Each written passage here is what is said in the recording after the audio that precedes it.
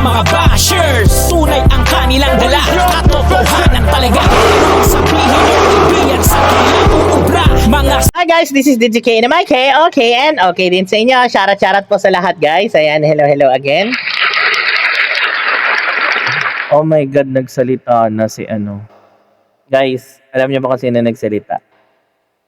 Si Joey De Leon nagsalita. Oh my gulay. Alam niyo ba sinabi niya? Huwag kayong mga pasaway. O, di ba? So, eto na nga guys. Shoutout po sa mga ka-TVJ legit Dabarcats natin dyan. This is DJK na may K, okay, and okay din kayo. And please don't forget to like and subscribe to my channel and click the notification bell, of course. Pakiclick na rin po yung mga TVJ defenders natin dyan. And hi guys, I'm back. Masaya lahat kasama mga TVJ kasama ang mga Dabarcats Yan. na may isang Yan mga balitang ngayon ang balita, bukas ang broadcast. Parang baliktad yata. Ngayon ang broadcast, bukas ang balita, ganun. Ayan, eto guys, so word of wisdom galing po kay Pinoy Master Henyo Joey De Leon. Ayan. Nagbigay po siya ng what do they call this one? Ito. Nagbigay po siya ng isang mensahe para sa mga bashers. Shoutout po sa inyo mga bashers. Sana mapanood nyo to. Oo. Sana marami kayong matutunan. Ayan. So, pakinggan na natin guys. Okay, here we go. Meron ang isang basher bukod sa giting o tapang. Nakikita nyo ba? Parang hindi, no? Dito ko nga yan, no? Ayan. Patayin natin yung ano ko, Patayin natin yung ilaw, guys, para makita nyo. Saan na ba yun?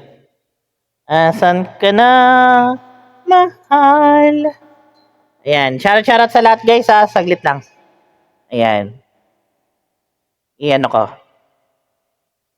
Ayan. Parang, kita nyo ba? Parang hindi, no? Parang hindi nyo kita pa rin, no?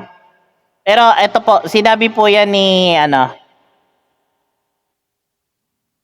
ni Master Henyo. Ayan.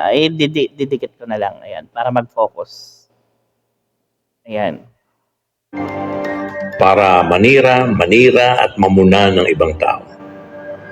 Bukod sa giting, anong meron ng isang basher? Ang sagot, halu-haluin nyo yung mga letra ng salitang giting. Ayan. Si Joey De Leon, guys, nagbigay na naman siya ng isang palaisipan na word na pwede nyong ibaliktad, di ba? So, yung binaliktad na word, guys. Pasensya na kayo madilim kasi hindi talaga makita. Pero paano ba to? Paano ko ba ma-remedyohan? Remedyohin nga natin, teka, para makita nyo pa yung sinabi. No? Ayun. O, di ba? Boom, boom, boom. Galing, no? Di ba? Yun lang pala yun. O, di ba? Pero tiis na lang kayo, guys. Ayan, o. Ayan, o. Ito po sinabi niya, o. Pakinggan nyo. Meron ang isang basher bukod sa giting o tapang para manira at mamuna ng ibang tao. Oh my God. Shoutout po sa inyo mga basher kayo, mga pasaway na toknening talaga kayo. ibang gawa unang araw mo dito Big and Joey. Ayan.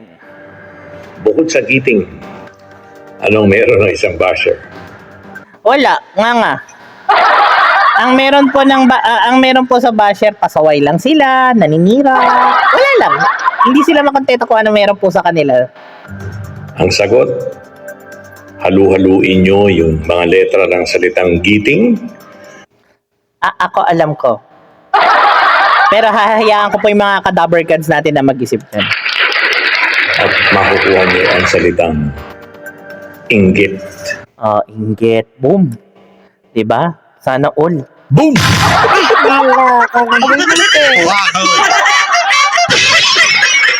Ay, shoutout pa sa mga inggit dyan. Yun lang. Inggit. Giting, inggit. Giting, Tapos, inggit. O, yan. Sana may aral po kayo nakuha, guys. And this is DJK na Mike. Okay, and okay. Kaya po galing po kay Joey De Leon, ang ating Pinoy Henyo Master.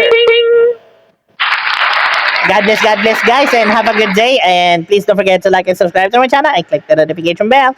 Always be kind, be yourself, be authentic, and lots of love to everyone. God bless you. Masaya kasama